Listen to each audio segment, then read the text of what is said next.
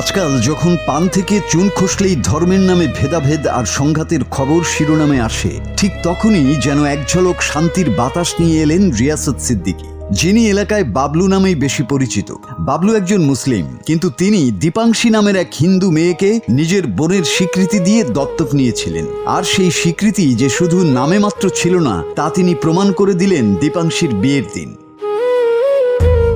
নিজের পালিতা বোনের বিয়েতে কোনো খামতি রাখেননি বাবলু। সম্পূর্ণ হিন্দু রীতিনীতি এবং বৈদিক মন্ত্রোচ্চারণের মাধ্যমে এই বিয়ের আয়োজন করা হয়। বিয়ের মণ্ডপ থেকে শুরু করে অতিথিদের আপ্যায়ন সবকিছুতেই ছিল আভিজাত্যের ছোঁয়া। শুধু তাই নয়, হিন্দু শাস্ত্রমতে বিয়ের সবচেয়ে পবিত্র আচার কন্যাদান।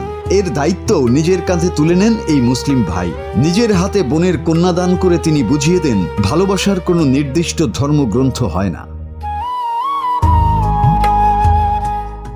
ভারতের উত্তরপ্রদেশের বদায়ু জেলার এই বিয়ের গ্র্যান্ড ওয়েডিংয়ে উপস্থিত ছিলেন 800 জনেরও বেশি অতিথি। বাবলু সিদ্দিকী নিজে দাঁড়িয়ে থেকে প্রতিটি অতিথির খাবার ও আপ্যায়নের তদারকি করেছেন। হিন্দু মুসলিম নির্বিশেষে দুই সম্প্রদায়ের মানুষই এই বিয়েতে আমন্ত্রিত ছিলেন।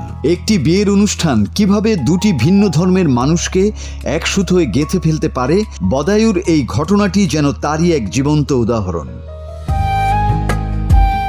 রক্তের সম্পর্ক না থাকলেও ভালোবাসার সম্পর্কে যে আপন হয়ে ওঠা যায়, বাবলু আর দীপাংশীর গল্প যেন সেটাই নতুন করে মনে করিয়ে দিল। এমন গল্প আমাদের শেখায়, সহানুভূতি, সম্মান আর ভালোবাসা থাকলে সব বিভাজনই একদিন মুছে যেতে পারে। মাসুদ হাসান, বাংলা টিভি।